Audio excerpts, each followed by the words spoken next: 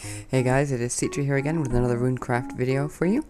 Someone on Weaver commented that it had been quite some time since I last covered my Faith Fortress, my portable home that I use on Weaver. It's been through some changes since we last saw it in the last video, where it was in the Mark II version, and this is the Mark III. I'll give you a quick rundown of some of the changes. We've lost the two flag spheres that were to the east and the west, but instead we've gained a whole host of linkage ornamentation between the spheres, and we have changed out the central sphere for a larger tier 6 model instead of the tier 5 that we had before. This video is going to be focusing specifically on the central sphere here, and the frame that is around it, which is also semi-portable and can be moved with relative ease. Now from within, I'll just recap what we have for you here.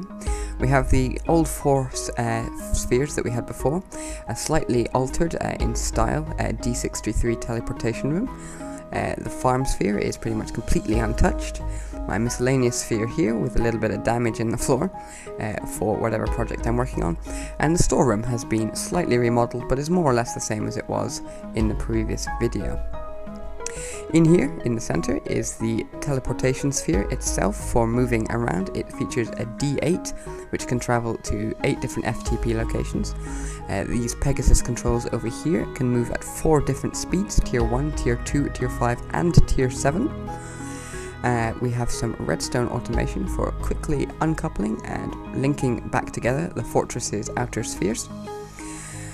So I think the best way to demonstrate this to you is to talk about it. Yes, the reason we have to decouple these spheres is because if I were to move the central sphere as it is now, the overlapped areas of the outer spheres would be taken away. They would be cut off by the sphere, and that is highly undesirable. So to avoid this, I've run a redstone circuit through from the storage sphere and all the others onto this lock block here, so that whenever it's connected, the lock block is powered, and that diamond anchor prevents the central sphere from being FTP'd out and taking chunks of the other islands with it.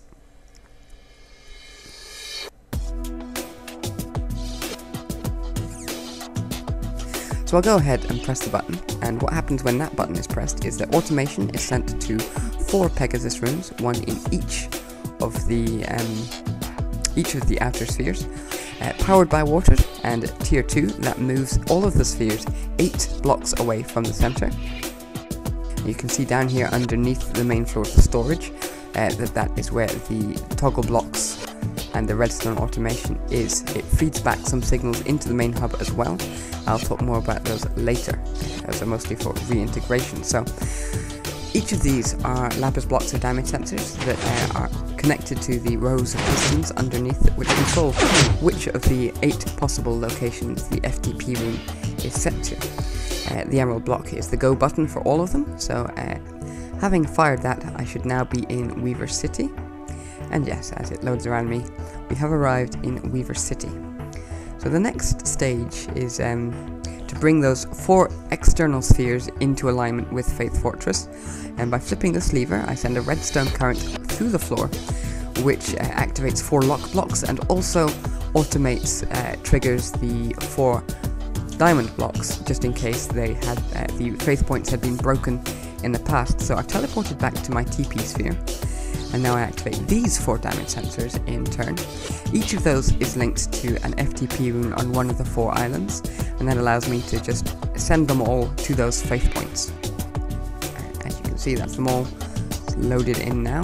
Perfect integration. You can see Faith Fortress without its frame, but integrated nevertheless.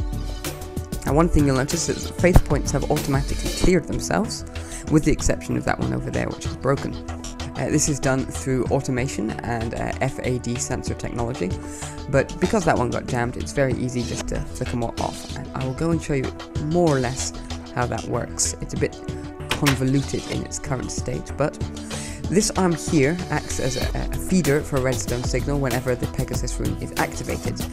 Whenever the redstone sensors behind me are activated, they send signals. One of those, the purpose of those is to turn off the redstone arm, the arm, and cancel the signal. The other one of those, the purpose is to disable the Faith point.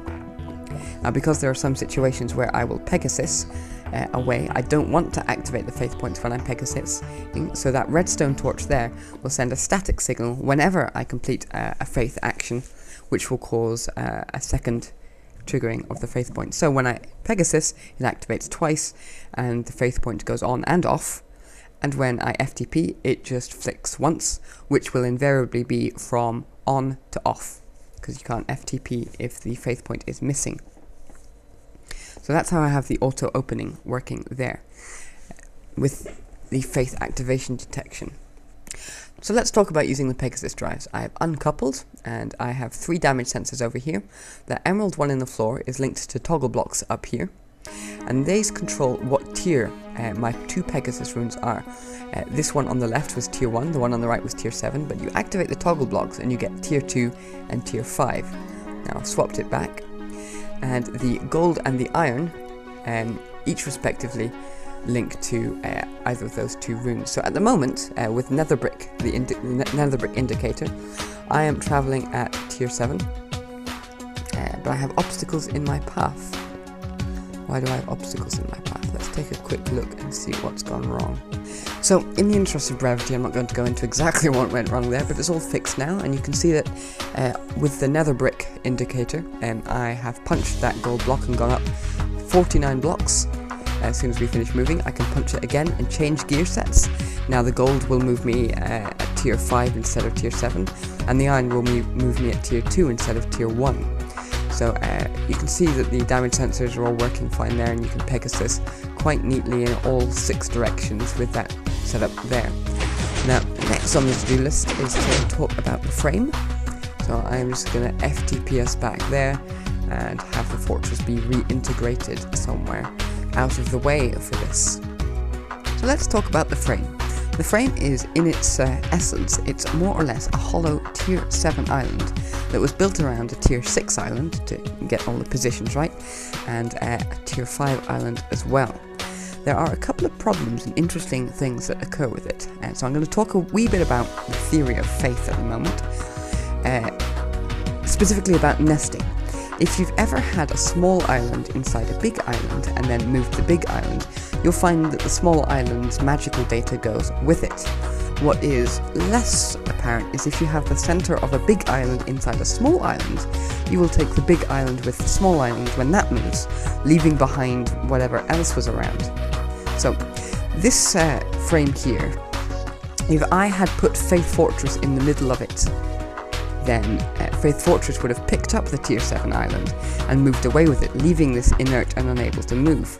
So to combat that, I made a tier 1 island that also occupied the center, put a Pegasus in that, and so now whenever I move the tier 1 island, the center of the tier 7 island also moves, which means I can move where Runecraft knows the center of the tier 7 Faith Island is, without moving all the obsidian, glass and glowstone. And that basically allows me to move Faith Fortress in, move Faith Fortress out, without losing the ability to move the frame itself. Now once it's in the center position, and it fully encapsulates everything, then I can use the teleport rune, and that teleport rune can now see the center of the tier 7 Faith Island, and because it reaches the tier 7 of the center island, it's able to move the entire frame, including the little tier 1. So, I've activated this faith point over here, and with that active, it's a very small matter just to activate this FTP rune, and the whole tier 7 island will move to on top of that faith point. Now, that's pretty much everything there is to this video, so I'm going to wrap this up by showing you it all integrating in one smooth animation. Thank you guys for watching. I will see you next time. If you have questions about this, because I realise there's been a lot to take in, please leave in the comments. I'll do my best to explain. Cheers.